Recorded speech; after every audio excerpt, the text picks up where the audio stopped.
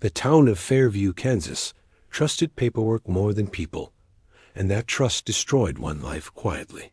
7 years ago, Jonathan Reed was arrested for a late-night convenience store robbery that turned violent, even though the security footage was blurry and no stolen cash was ever found on him.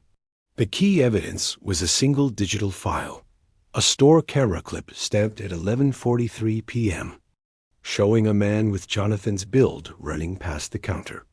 Jonathan insisted he was miles away at that time, driving home from a second-shift job, but the timestamp was treated as absolute truth.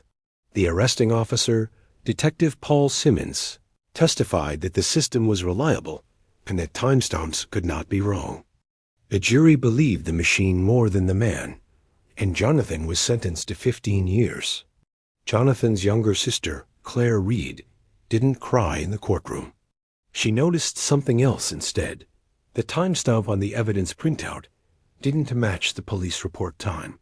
It was off by exactly 4 minutes. No one cared. Claire didn't argue. She waited. She moved to Missouri, studied digital forensics at a community college, and learned how surveillance systems actually worked, how clocks drifted, how updates reset internal timers, and how easy it was to correct a time to fit a theory. She never contacted the police, never spoke publicly, and never mentioned her brother's name in class. She learned quietly. 7 years later, Detective Paul Simmons was being honored for closing over 100 cases.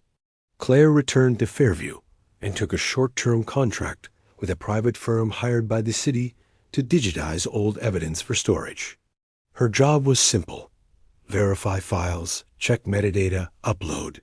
When she opened Jonathan's case folder, her hands were steady. She didn't rush.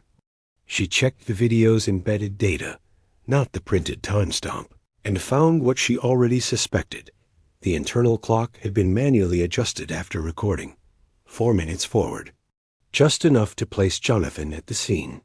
She copied nothing to her personal drive. She didn't need to.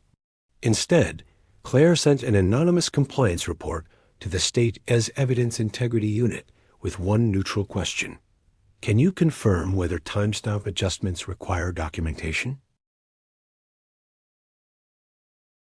The review started quietly. No sirens, no press. Simmons was confident. He'd done this for years. Then a second inquiry followed, this time from the prosecutor's office, asking why the system update log showed a manual override the night of the robbery. Simmons tried to explain it away as a routine correction.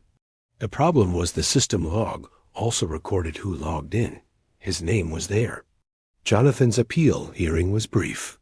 The judge listened as an expert explained clock drift, update logs, and undocumented adjustments. The conviction was vacated. Jonathan walked out of prison thinner, older, free. Claire hugged him once and said nothing else. She didn't attend the internal hearing, didn't watch the news when Simmons resigned, and didn't stay for the charges that followed for evidence tampering.